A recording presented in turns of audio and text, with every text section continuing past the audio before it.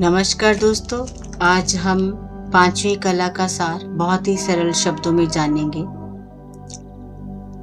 हम हर दिन 3 अवस्थाओं से गुजरते हैं: जागृत अवस्था, स्वप्न अवस्था, सुषुप्ति अवस्था। लेकिन सबसे बड़ा प्रश्न ये है, क्या मैं यही 3 अवस्थाएं हूं या फिर इन तीनों को जानने वाला कोई और हूं?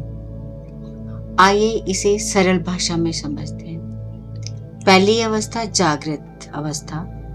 जब हम जागते हैं, देखते हैं, सुनते हैं, चलते हैं, बोलते हैं, काम करते हैं, तो उसे जागृत अवस्था कहते हैं। पर क्या आप जानते हो ये काम कैसे करते हैं? इस अवस्था में हमारी इंद्रियां बाहर की दुनिया से जुड़ी रहती हैं, लेकिन ये सब अपने आप नहीं होता दोस्तों। इसके पीछे काम करती है 14 त्रिपुटियां। ये 14 त्रिपुटी क्या है? हर अनुभव में 3 चीजें होती हैं: इंद्रियां, उसके देवता और उसके विषय। ये तीनों मिलकर कार्य करते हैं। अगर इनमें से एक भी नहीं हो तो हम उसे जागृत अवस्था नहीं कहते।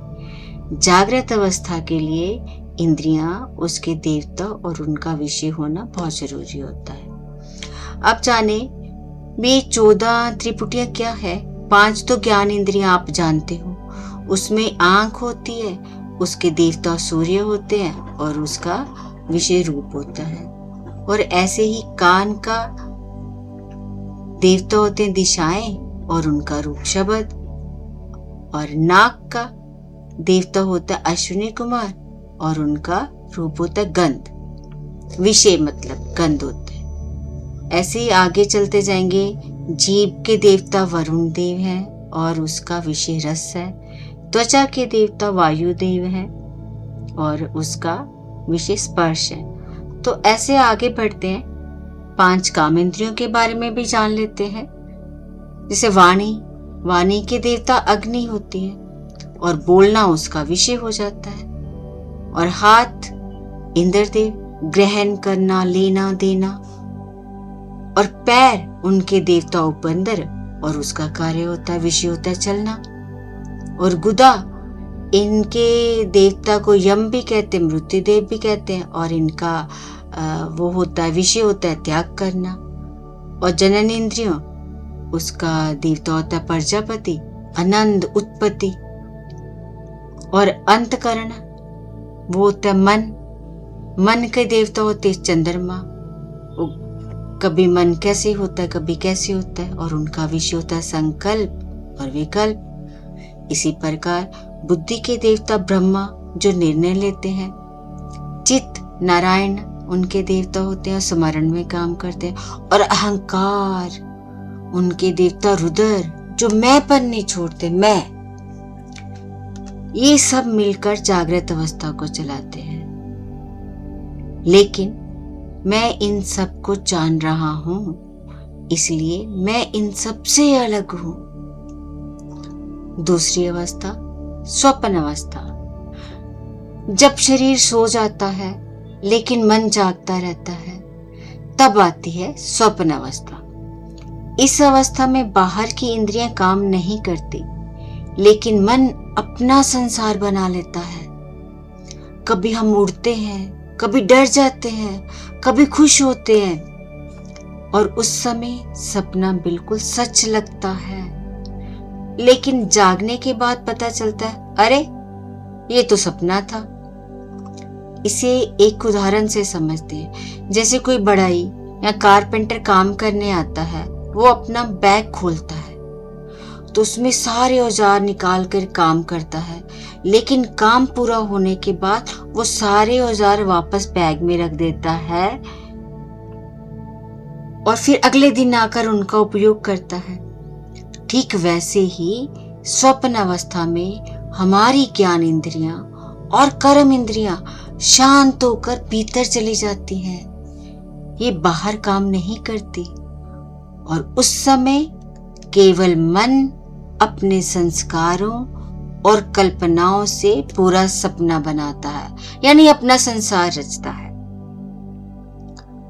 तो इसी तरह हम स्वप्न अवस्था के बारे में भी जानते हैं। अब तीसरी अवस्था है सुषुप्ति अवस्था।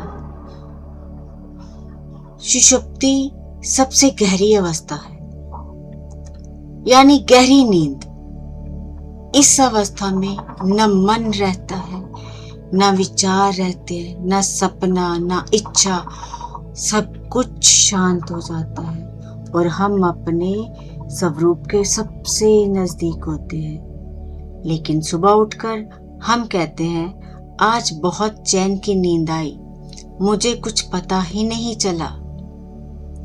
अब ऐसे इसको एक उदाहरण से समझते हैं। मान लीजिए किसी के सोने का आभूषण तालाब में गिर गया।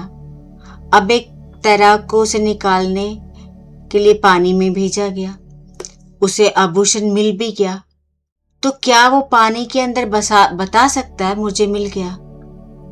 वो नहीं बता सकता, क्योंकि वहां बोलने की इंद्री काम नहीं कर रही होती।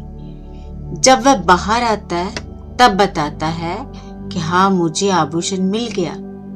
ठीक वैसे ही सुषुप्ति अवस्था में आत्मा आनंद और अज्ञान दोनों का अनुभव करती है, लेकिन उस समय मन और इंद्रियां शांत होती है, इसलिए उसी समय बता नहीं पाती। जागने के बाद बुद्धि उसका अनुभव करके याद दिलाती है और कहती है मैं बहुत सुख से सोया।